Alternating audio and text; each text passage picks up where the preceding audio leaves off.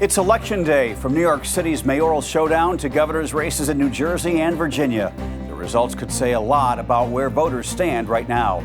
Plus, finally, a glimmer of hope to end the shutdown. But there's a new problem: how long the fix would actually last. And half payments, full politics. The SNAP showdown heats up on Capitol Hill. The stories that matter, clear and credible, from across the country to around the world. These are your unbiased updates from Straight Arrow News.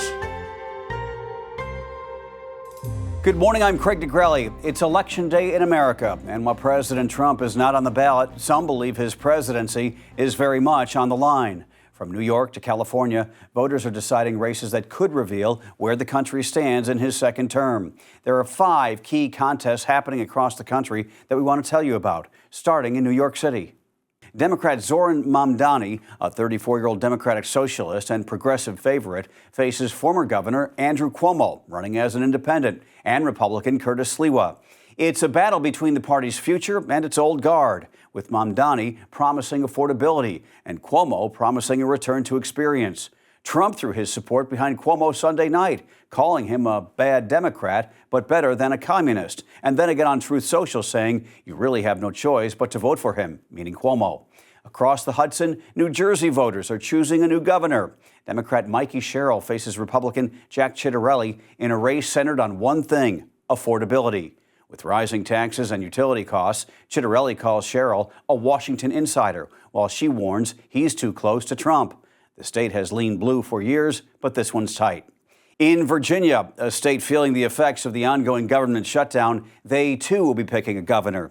Democrat Abigail Spanberger holds a lead over Republican Lieutenant Governor Winsome Earl Sears. Spanberger's message: focus on the cost of living and federal workers hurt by Trump's downsizing. Earl Sears is running on a platform of tax cuts and tougher school policies on trans students. In Pennsylvania, voters aren't picking candidates, but choosing whether to keep 3 Democratic justices on the state Supreme Court. The result could shape how the court rules on election cases in 2028, including mail-in ballots and redistricting. In California, a ballot measure with national stakes, Prop 50. It would replace the state's nonpartisan congressional map with one drawn by Democrats, potentially adding 5 House seats to the party's column. Supporters call it needed to counter GOP redistricting in Texas. Critics, including former Governor Arnold Schwarzenegger, call it a power grab. Now to breaking news, and it is major. One of the most powerful and controversial figures in modern American politics has died. Former Vice President Dick Cheney, a man who shaped U.S. policy for a generation, has died at the age of 84. Cheney served 2 terms under President George W. Bush, becoming the driving force behind America's war on terror and the invasion of Iraq after 9/11. Long considered the most influential vice president in history, he was known for his steely style, his defense of enhanced interrogation, and his unwavering belief that he did what was necessary to keep America safe.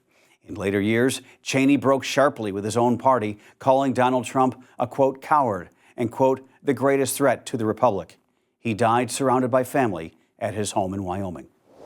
We may finally be seeing an end in sight to what's now tied as the longest government shutdown in American history. After 13 failed attempts to pass a short-term funding bill, Senate Majority Leader John Thune says he's optimistic Congress can reopen the government this week. But there's a catch.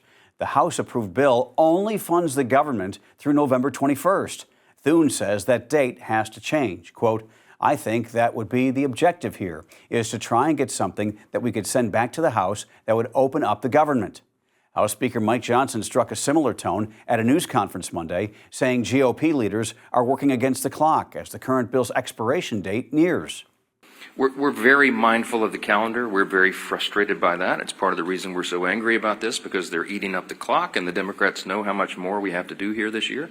But we cannot do it if the government's not opened and not serving the people. And so this is a very important matter. It's something that we're giving all of our attention to. Our leaders will go and meet on the calendar right now. The Senate is expected to vote again today on that short-term bill.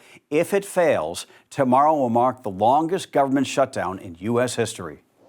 As the government shutdown drags on, millions of Americans who rely on food stamps are left wondering how they will feed their families.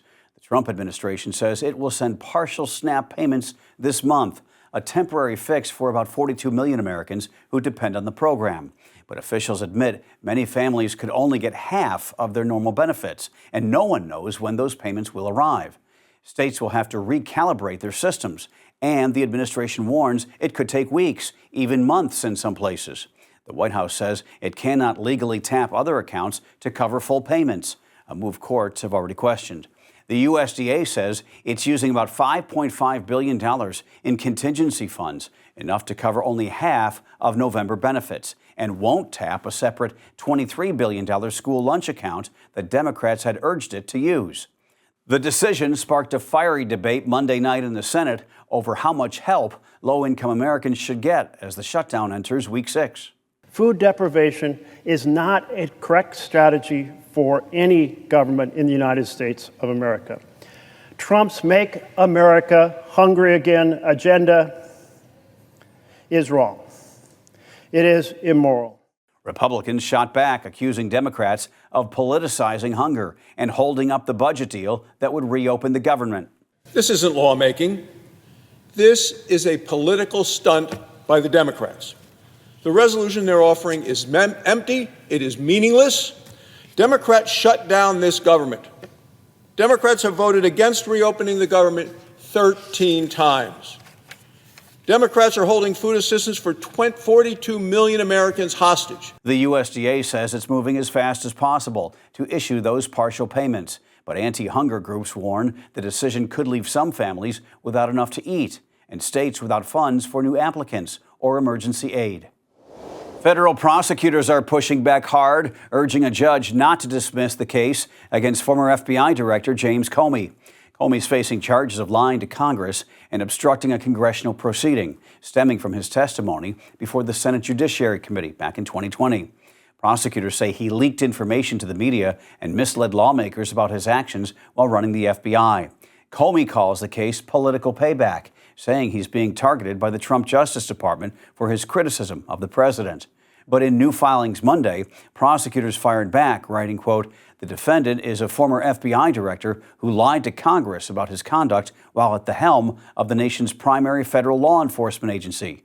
Comey has pleaded not guilty, and the judge has yet to rule on his motion to dismiss.